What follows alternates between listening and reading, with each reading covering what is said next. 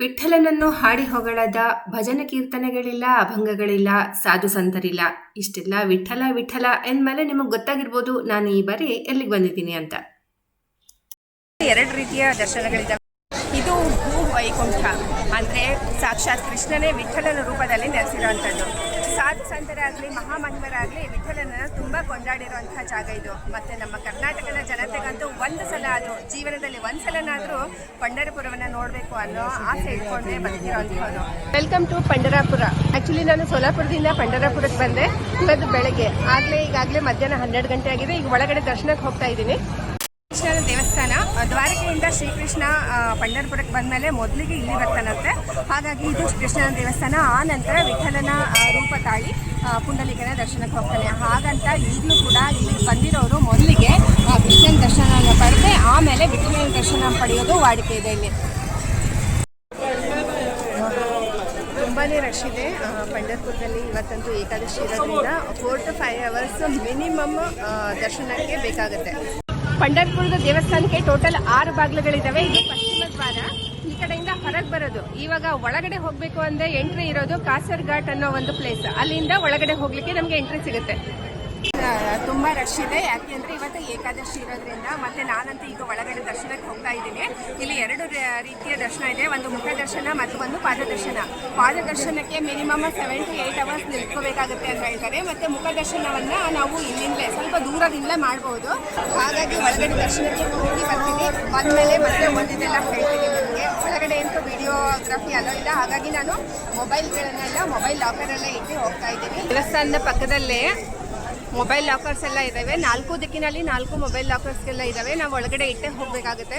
ಒಳಗಡೆ ದೇವಸ್ಥಾನದ ಒಳಗಡೆ ಹೋಗುವಾಗ ಶ್ರೀಕೃಷ್ಣನು ರಾಧೆಯೊಂದಿಗೆ ಸರಸದಿಂದ ಮಾತನಾಡುತ್ತಿರುವಾಗ ಅದನ್ನು ಕಂಡ ರುಕ್ಮಿಣಿಯು ಕೋಪಗೊಂಡು ವೈಕುಂಠವನ್ನು ತ್ಯಜಿಸಿ ಪಂಢರಾಪುರಕ್ಕೆ ಬರುತ್ತಾಳೆ. ಅವಳನ್ನು ಒಲಿಸಲು ಅವಳ ಹಿಂದೆಯೇ ವಿಠ್ಠಲನು ಅಂದರೆ ಶ್ರೀಕೃಷ್ಣನು ಕೂಡ ವಿಠ್ಠಲನ ರೂಪದಲ್ಲಿ ಧರೆಗೆ ಬರುತ್ತಾನೆ. ನಾನು ಒಳಗಡೆ ಹೋಗಿ ಮುಖದರ್ಶನ ಮುಗಿಸ್ಕೊಂಡು ಬಂದಿದ್ದೀನಿ. ಮತ್ತು ಒಂದು 4 to 5 hours ನಮಗೆ ಸ್ಪರ್ಶ ದರ್ಶನ ಅಂದರೆ ಪಾಂಡುರಂಗ ವಿಠ್ಠಲನ ಕಾಲುಗಳನ್ನು ಮುಟ್ಟಿ ನಮಸ್ಕಾರ ಮಾಡ್ಬೋದು. ಆ ಥರ ಒಂದು ದರ್ಶನದ ಕ್ಯೂ ಕೂಡ ಇದೆ. ಅದು ತುಂಬ ದೊಡ್ಡದಿತ್ತು. ಹಾಗಾಗಿ ಮುಖದರ್ಶನಕ್ಕೆ ಹೋದೆ. ಮುಖದರ್ಶನದಲ್ಲೂ ಕೂಡ ತುಂಬ ಚೆನ್ನಾಗೇ ದರ್ಶನ ಆಗುತ್ತೆ. ಒಂದು ಅರ್ಧ ಗಂಟೆಯಲ್ಲಿ ನಾವು ಹೊರಗಡೆ ಬಂದಿದ್ದೀವಿ. ಅರೌಂಡ್ 1 ಮೀಟರ್ನಷ್ಟು ಎತ್ತರ ಇರುವಂಥ ವಿಠ್ಠಲನ ವಿಗ್ರಹ ಇದೆ ಕಪ್ಪು ಶಿಲೆಯಲ್ಲಿ. ಆಮೇಲೆ ಸೊಂಟದ ಮೇಲೆ ಕೈ ಇಟ್ಕೊಂಡು ಭಕ್ತರಿಗಾಗಿ ಕಾಯ್ತಾ ನಿಂತಿರೋ ಹಾಗೆ ವಿಗ್ರಹ ಅಂತೂ ತುಂಬಾ ಚೆನ್ನಾಗಿದೆ. ಮತ್ತು ವಿಠ್ಠಲ ಇಲ್ಲಿ ಬಂದಮೇಲೆ ಅಂದರೆ ಪಾಂಡುರಂಗ ಈ ಕ್ಷೇತ್ರಕ್ಕೆ ಬಂದಮೇಲೆ ಅವ್ರನ್ನ ನೋಡೋಕ್ಕೆ ಅವನನ್ನು ಭೇಟಿಯಾಗೋಕ್ಕೆ ತುಂಬ ಜನ ದೇವತೆಗಳೆಲ್ಲ ಬರ್ತಾರಂತೆ. ಅದರಲ್ಲಿ ಮೊದಲಿಗೆ ಬಂದಿದ್ದು ಶಿವಶಂಕರ. ಹಾಗಾಗಿ ಈ ಪಾಂಡುರಂಗನಿಗೂ ಕೂಡ ಶಿವನನ್ನು ಕಂಡು ಅಂದರೆ ನನ್ನನ್ನು ಭೇಟಿಯಾಗೋಕ್ಕೆ ಬಂದಿರೋ ಭಕ್ತ ಅಂತೇಳಿ ಅವನಿಗೂ ತುಂಬ ಖುಷಿ ಆಯ್ತಂತೆ. ಅವನನ್ನು ಎತ್ತಿ ತನ್ನ ತಲೆ ಮೇಲೆ ಕೂರಿಸ್ಕೊಂಡಂತೆ. ಅದರ ಒಂದು ದ್ಯೋತಕವಾಗಿಯೇ ಈಗಲೂ ಕೂಡ ವಿಠ್ಠಲನ ತಲೆಯ ಮೇಲೆ ಶಿವಲಿಂಗದ ಆಕಾರದಲ್ಲಿರುವಂಥ ಕಿರೀಟ ಇದೆ. ದೇವಸ್ಥಾನಕ್ಕೆ ಟೋಟಲ್ 4 ಬಾಗಿಲ ಇದ್ದಾವೆ. ಪೂರ್ವ, ಪಶ್ಚಿಮ, ಉತ್ತರ, ದಕ್ಷಿಣ ಹೀಗೆ. ಮತ್ತು 12 ಬಾಗಿಲುಗಳು ಕೂಡ ಇದ್ದಾವೆ. ಆದರೆ ನಮ್ಮನ್ನ ಬಿಡೋದು ಪೂರ್ವ ಬಾಗಿಲಿಲ್ಲ. ಅದಕ್ಕೆ ನಾಮದೇವರನ್ನ ಮೆಟ್ಟಿಲು ಅಂತ ಹೇಳ್ತಾರೆ.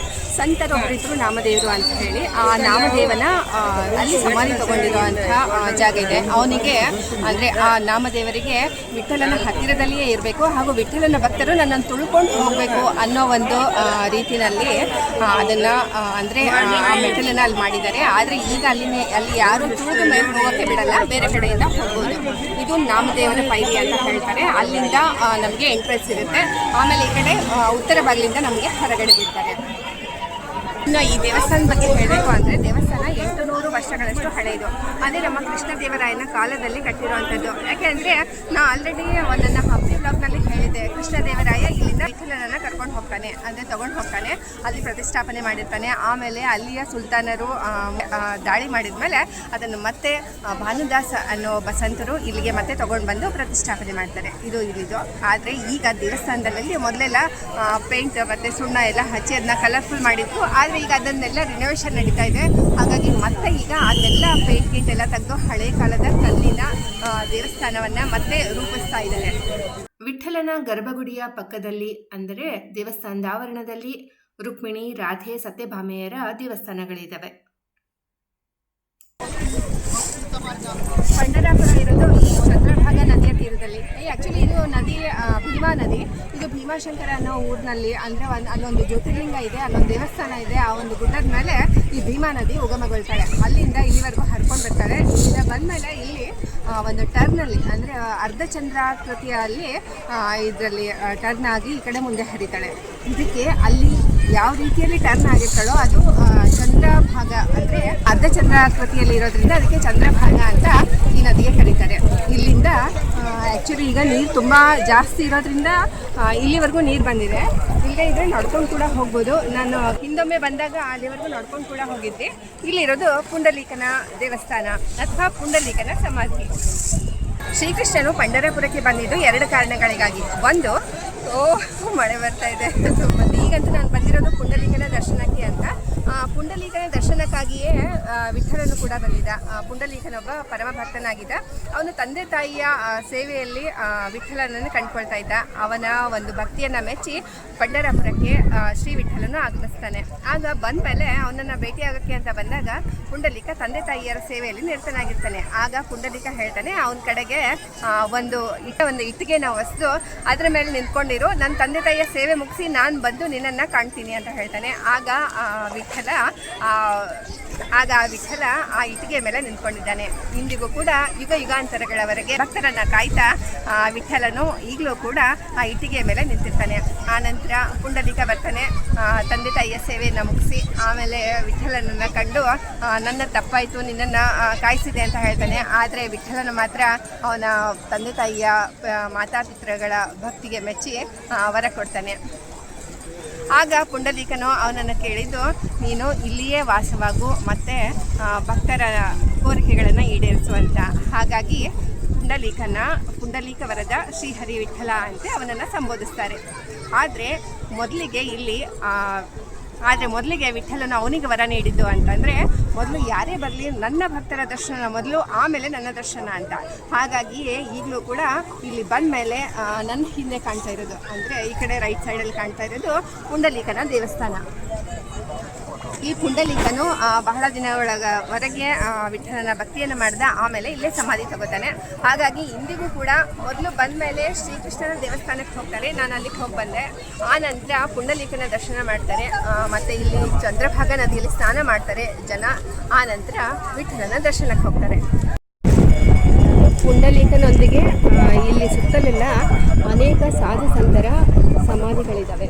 ಈಗ ಚಂದ್ರಭಾಗ ನದಿಯಲ್ಲಿ ನೀರು ತುಂಬ ಜಾಸ್ತಿ ಬಂದಿರೋದ್ರಿಂದ ಅವೆಲ್ಲ ಮುಳುಗಿ ಹೋಗಿದೆ. ಇಲ್ಲ ಅಂತಂದರೆ ನಾವು ಅಲ್ಲಿವರೆಗೂ ಹೋಗಿ ಒಳಗಡೆ ದರ್ಶನ ಮಾಡಿಕೊಂಡು ಬರ್ಬೋದು.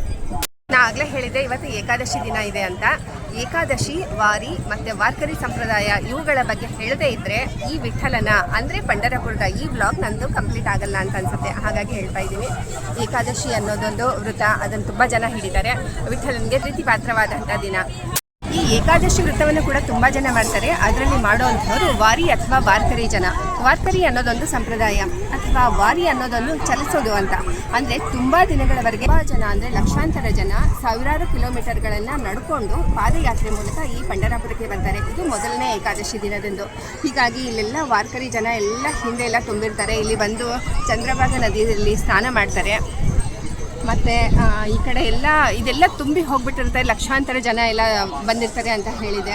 ಆಮೇಲೆ ಏಕಾದಶಿ ಅನ್ನೋದೊಂದು ಏಕಾದಶಿ ದಿನದ್ದು ಮಹತ್ವ ಹೇಗೆ ಅಂತಂದರೆ, ಆ ದಿನವೇ ಅಸುರನನ್ನು ಸಂಹಾರ ಮಾಡಿದ್ದು ಏಕಾದಶಿ ದಿನದಂದು. ಹಾಗಾಗಿ ಏಕಾದಶಿಗೆ ತುಂಬ ಮಹತ್ವ, ತುಂಬ ಶಕ್ತಿಯುತವಾಗಿರುವಂತಹ ದಿನ ಅಂತ ಹೇಳ್ತಾರೆ.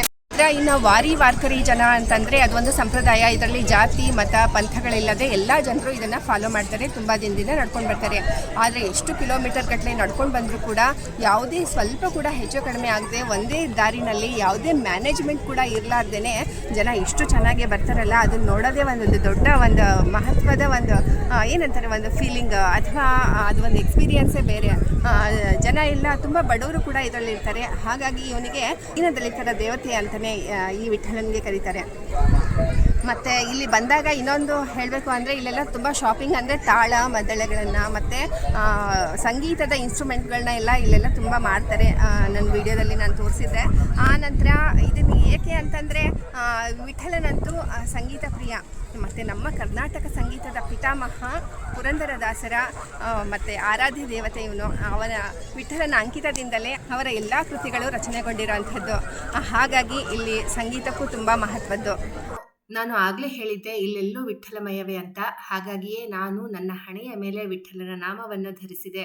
ಕೈಯಲ್ಲಿ ವಿಠ್ಠಲನ ರೂಪವನ್ನು ಬಳಸ್ಕೊಂಡು ಸ್ವಲ್ಪ ಶಾಪಿಂಗ್ ಮಾಡಿ ನಾನು ಮುಂದೆ ಹೊರಟಿದ್ದು ಸತಿ ಸಕ್ಕುಬಾಯಿ ಅಂತ ಫೇಮಸ್ ಆಗಿರೋ ಅಂಥ ಗೋಪಾಲಪುರ ಅನ್ನೋ ವಾಡೆಗೆ.